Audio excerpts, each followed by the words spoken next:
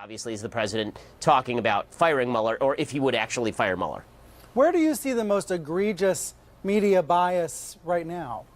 Well, over the last 3 weeks, obviously, the coverage of the gun debate has been absolutely egregious. I mean, I don't want to single out your network, but CNN's been pretty bad on this from a conservative perspective. The idea that when there's a mass shooting, that the media feel the necessity to put on TV not only survivors, but specific survivors, that there's a certain subset of survivors who make it on TV a lot, and there are certain other survivors who don't, and that they decide to single out certain events and not other events in order to make a particular case, or they allow certain people to go on TV and suggest that folks like Dana Lash or people at the NRA are evil, don't care, they're terrorists, and there's no pushback from the anchors. You know, this sort of thing makes a lot of people on the right feel that the media are really using this as an opportunity to push gun control rather than objectively covering, you know, the legislative efforts that are going on in Washington, D.C. So your view is it should be 50-50, even if most of the students are urging gun control measures? You want it to be 50-50 or no, what? I think 80-20 would be fine. I mean, I think that anything but 95-5 would probably be a good thing. And I think that it's also pretty obvious that, listen, everybody, this is my opinion about journalism, everybody in journalism has their own political views. We all vote, obviously, or at least most of us do. And it's not a pleasant thing when people in the media pretend their political views are not influencing their coverage when it's so obvious that those political views clearly are influencing their coverage.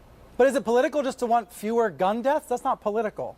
Well, obviously, it's not political to want fewer gun deaths. Nobody wants more gun deaths. I think that what is political is allowing certain people to go on TV and without any sort of follow-up question say things like their political enemies don't care about human lives. Like, I remember CNN got very upset when Dana Lash said at CPAC that people in the media didn't care enough. CNN doesn't get upset. Certain anchors or reporters may challenge something. It's not a network-wide thing.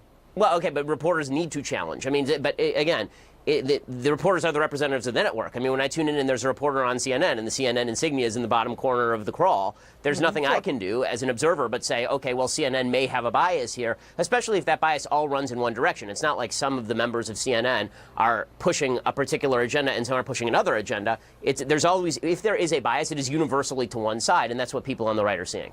So you think the agenda that's being pushed is gun control by interviewing students who are scared to go back to school? Is that how you perceive it?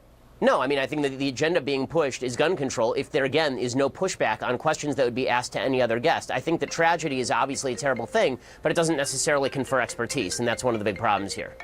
You're very popular, Ben. Do you want to grab that? Yeah, exactly. Goodness gracious. It happens to all of us.